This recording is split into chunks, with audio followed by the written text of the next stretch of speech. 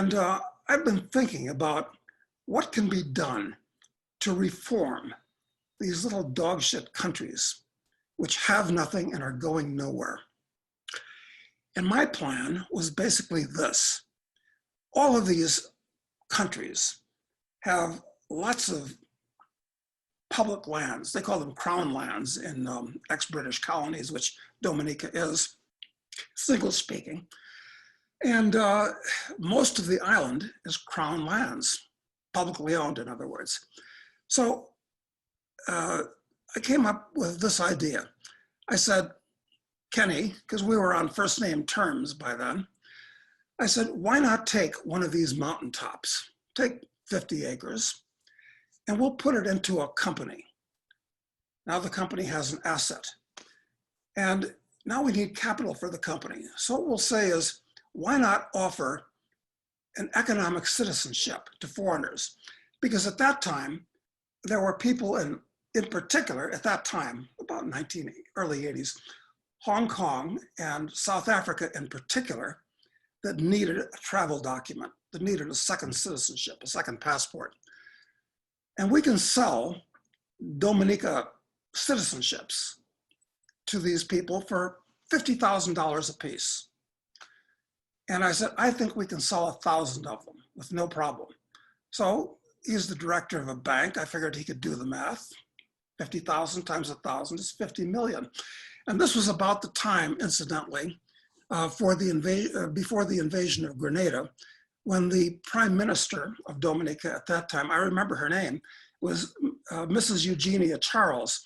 And when Reagan invaded Grenada back then,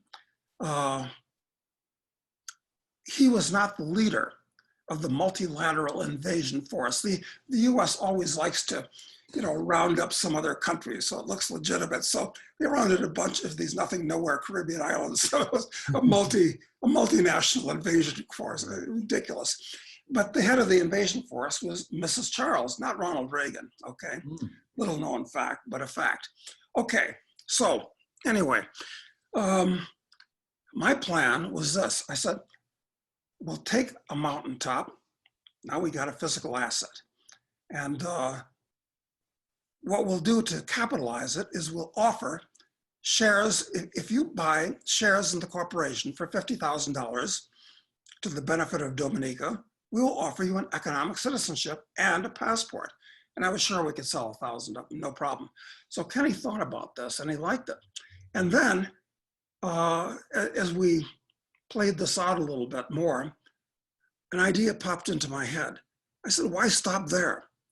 Why not make it a public company? $50 million, that's good for openers.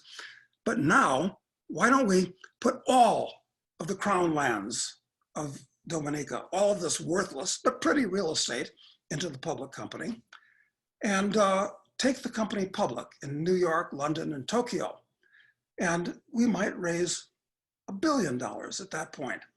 And then I said, it's a public company. And people that are founders of public companies buy the shares more cheaply to start with. And I said, a person who was of significant help, significant aid to the corporation, well, a person like you, for instance, might get 1 million options at 10 cents. And then later, when we take the company public at $10, and I'm hoping in his position, he could do the math, 1 million, 10 cents, options $10. This is a lot of money. So he thought about it and we talked some more. And 10 minutes later, after a pregnant pause, we were both just sitting there, 30 seconds, no conversation. But clearly the wheels in his mind are spinning over. And he comes back to me and says, Douglas, I want you to tell me more about those options. And I swear, that's the absolute truth. And 10 minutes later, he goes off and he calls Mrs. Charles, president of the country, prime minister, whatever, I forget which, and sets up an appointment with her the next morning to present this plan for how we could transform this little island. This is very exciting stuff. Here I am, just an Uhuru jumper that lands there, and next morning I'm with the president. That's the good news. The bad news was her father was very sick and he died, and I got a call that night. And he called Kenny, she called Kenny, and she has to cancel the appointment. Her father died, and it's going to be a Caribbean funeral. And I would have had to have stuck around for several more days. And like an idiot, because I wasn't taking this idea truly seriously at the time, I got on a plane a day later and left. Really stupid on my part, but I saw what was possible. And I came back and I worked the idea out with more bells and whistles and twists. How would I really do this? Okay, so once again, idiotically, I didn't get back on a plane and go back to Dominica after and see Mrs. Charles because I had an entree, but a couple of years later, because I wasn't taking it seriously in my own mind yet. And the next thing I did was, as South Africa was